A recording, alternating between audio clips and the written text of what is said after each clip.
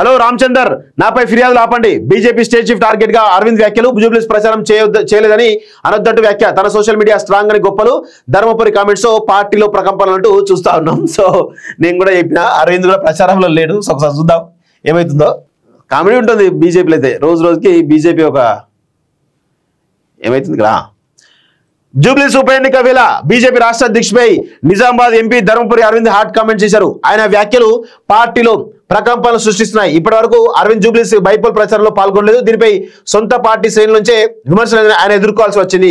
హిందుత్వానికి brand ambassador గా చెప్పుకునేటువంటి ఆయన ప్రచారం చేపడితే ఎంతో కొంత ఉపయోగం ఉంటుందనే ప్రచారం ఉన్నది.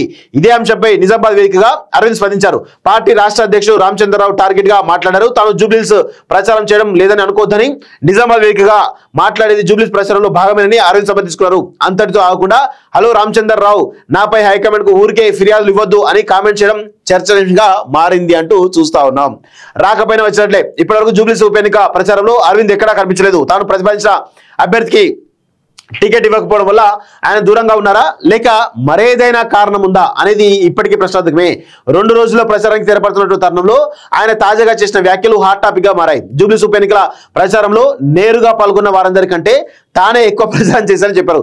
తన మాటలు సోషల్ మీడియా బలం ఫిజికల్ గా చేసిన దానికంటే ఎక్కువ ప్రచారం అవుతుందని గొప్పలు చెప్పుకున్నారు. నిజామాబాద్ లో బీజేపీ క్యాడర్ చాలా బలంగా ఉన్నదని, అది తనకు ఎంతో గర్వంగా ఉన్నదని వ్యాఖ్యానించారు. ఆయన పక్కనే కూర్చున్న ఎమ్మెల్యే పైడి రాకేష్ చూపిస్తూ ఈ ప్రాడక్టే దీనికి నిర్దేశమని అరవింద్ అన్నారు. ఈ వ్యాఖ్యల వెనుక ఉప ఎన్నిక సమయంలో ధర్మపురి బీజేపీలో కుంపటి రగిలించడం చర్చనీయంగా మారింది. ఏకంగా పార్టీ రాష్ట్ర అధ్యక్షుని హలో రామచంద్రరావు అంటూ వార్నింగ్ ఇస్తున్నట్లు మాట్లాడడంపై సొంత పార్టీ నాయకులే విమర్శలు చేస్తున్నారు.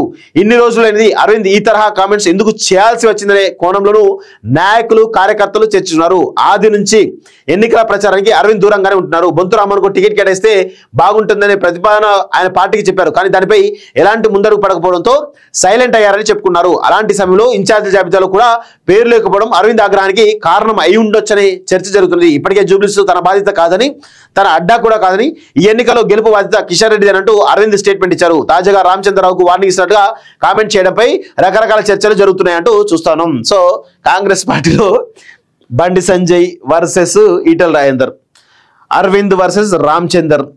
ఇక మన ఇప్పుడు కిషన్ రెడ్డి వర్సెస్ మిగతా వాళ్ళు. సో ఇక్కడ జూబ్లీస్ ఎన్నికల్లో బీజేపీకి డిపాజిట్ రాకుండా పోతే కిషన్ రెడ్డి టార్గెట్ చేయొచ్చు, రామచంద్ర టార్గెట్ చేయొచ్చు అని ఒక వర్గం ప్లాన్ చేస్తూ ఉంది. అదేవిధంగా ఇక రకరకాల ప్రయత్నాలు జరుగుతున్నాయి.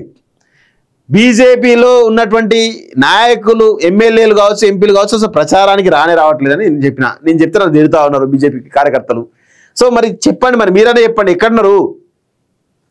ఈటల రాజేందర్ ఎక్కడున్నాడు? బండి సంజయ్ అంటే మొన్న ఒక రోజు చేసిండు, మళ్ళీ ప్రెస్ పెట్టిండు, మళ్ళీ కనబడట్లేదు, మళ్ళీ ఇలా వస్తాడు కావచ్చు. కిషన్ రెడ్డి ఒక్కడే కనబడతా ఉన్నాడు. అరవింద్ లేడు, నగేష్ ఆదిలాబాద్ ఎంపీ నగేష్ లేడు, ఎమ్మెల్యేలు ఒక్క ఎమ్మెల్యే కూడా కనబడతలేదు. నాకైతే ఒక్క ఎమ్మెల్యే కూడా కనబడతలేడు. మరి వీళ్ళందరూ ఎందుకు? మరే జూబ్లీస్లో బీజేపీ ఎవరి ప్రయోజనం కోసం పనిచేస్తూ ఉంది?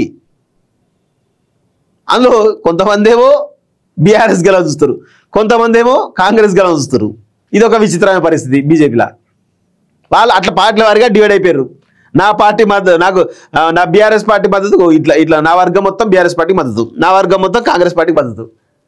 ఇట్లా డివైడ్ అయిపోయారు బీజేపీ పరిస్థితి. బీజేపీ దేశంలో అధికారంలో ఉంది, ఎవరికి కాంప్రమైజ్ కావాల్సిన అవసరం లేదు.